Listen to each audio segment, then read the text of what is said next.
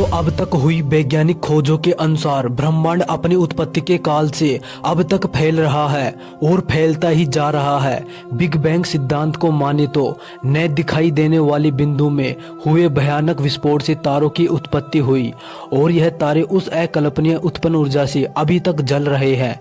यह संसार ऊर्जा का ही खेल है। वैज्ञानिक कहते हैं कि उन्हीं तारों के बीच ठंडे हो गए छोटे छोटे तारों में ही कहीं जलती हुई एक धरती भी थी जो ब्रह्मांड के विराट रूप में मात्र एक कण के समान है। करीब करीब 400 करोड़ साल पहले आग के गोले के समान इस धरती पर एस्टेरॉयड की टक्कर से ऊपर अंतरिक्ष में आसपास बिखरे टुकड़ों के इकट्ठे होने से चांद बना। चांद बनने से धरती पर एक नए युग की शुरुआत हुई। यह युग था धरती पर मौसम की शुरुआत का युग।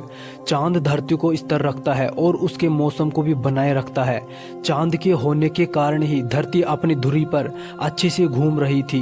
दरअसल जिस टक्कर से चांद बना था उसकी वजह से धरती एक और मुड़ गई और उसकी वजह से धरती को एक और चीज मिली, वह थी मौसम। धरती पर जीवन के विकास के लिए मौसम का होना बहुत ही जरूरी है। यदि बदलता हुआ मौसम नहीं होगा तो जीवन संभव नहीं होगा। चांद की ग्रेविटी के कारण धरती की घूमने की रफ्तार भी कम हुई जिससे हमारे दिन 6 के बजाय 24 घंटे के होने लगे। 440 करोड़ साल पहले धरती पर इतनी गर्मी थी कि तरल पानी रह ही नहीं सकता था, लेकिन वायुमंडल में पानी की भाप थी। कई लाख साल पहले जब धरती ठंडी हुई तो बारिश होने लगी जिससे तालाब बने, झील बनी और फिर महासागर बने। 380 करोड़ साल पहले हमारे पास चांद था, समुंदर था, लेकिन वह वैसा नहीं था जैसा कि आज हम देख रहे हैं। इसलिए जीवन की शुरुआत के लिए अभी और वक्त और बदलाव की जरूरत थी। दोस्तों 380 करोड़ साल पहले सागर के नीचे एक नई क्रांति हो रही थी।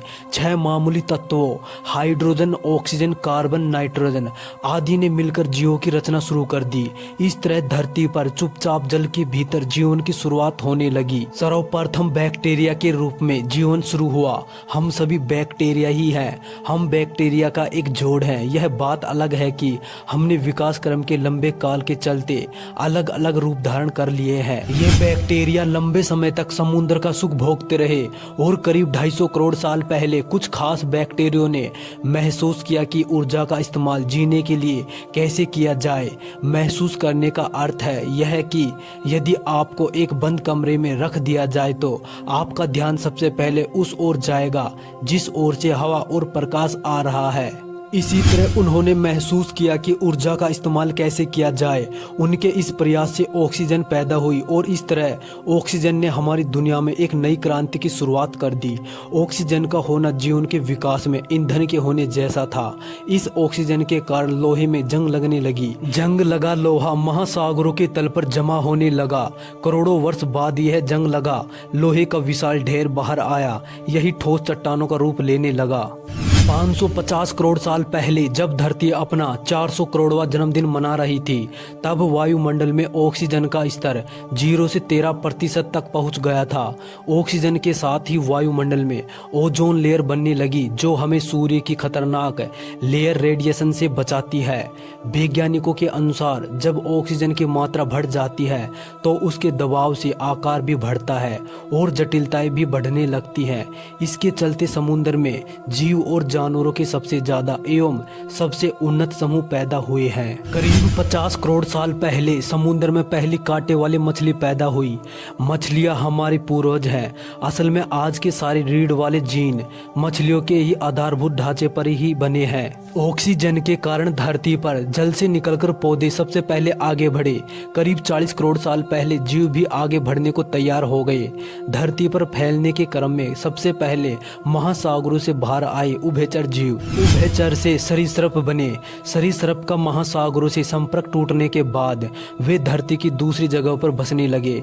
इससे उनके भीतर नए नए अंग विकसित होने लगे। दोस्तों अब शुरू होता है डायनासोर का युग। 30 करोड़ साल पहले जीवन विशाल हरे भरे दलदलों में पल रहा था, लेकिन दलदल में एक नई क्रांति हो रही थी। वहाँ पौधों की मौत होती तो वे वही दलदल में दफन हो जाते थे। उन पौधों की ऊर्जा से कोयला बनने लगा था। 25 करोड़ साल पहले एक तबाही आई, एक ज्वालामुखी विस्फोट हुआ और वायुमंडल में कार्बन डाइऑक्साइड भर गई। इससे धरती पर अलग अलग जीवों का जो विकास शुरू हुआ था वह थम गया। धरती पर रहने वाले 70% प्रजातियां खत्म हो गई। धरती पर ऐसे विनाश तो होते ही आए हैं जिसके चलते धरती पर से सबसे अहम प्रजातियां तो खत्म ही हो गई। इसके बाद अगले 16 करोड़ साल तक डायनासोर धरती पर राज करते रहे। उसी दौर में धरती पर सख्त लकड़ी के जंगल पैदा हुए।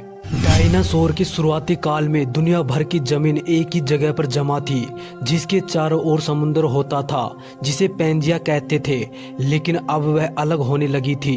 धरती की घूर्णन गति, भूकंप और ज्वालामुखी विस्फोट के चलते अफ्रीका साउथ अमेरिका से अलग हो गया, जिसके चलते अटलांटिक महासागर सामने आया और उससे बने मानव इतिहास की सबसे बड़ी वो सरहद जिसने नई और पुरानी दुनिया को अलग कर दिया। 16 करोड़ साल पहले सिर्फ डायनासोर का ही धरती पर शासन था। मानव बनने की प्रक्रिया में छोटे स्तनधारी जीव तो बस अपनी जान बचाने और जैसे तैसे जीवन को जीने में लगे थे, लेकिन तभी बाजी पलट गई। दोस्तों, मिलते हैं इसके नेक्स्ट पार्ट में। तब तक वीडियो को लाइक और चैनल को सब्सक्राइब करें और बेल आइकन को प्रेस करें ताकि आने वाले वीडियो का नोटिफिकेशन मिल जाए।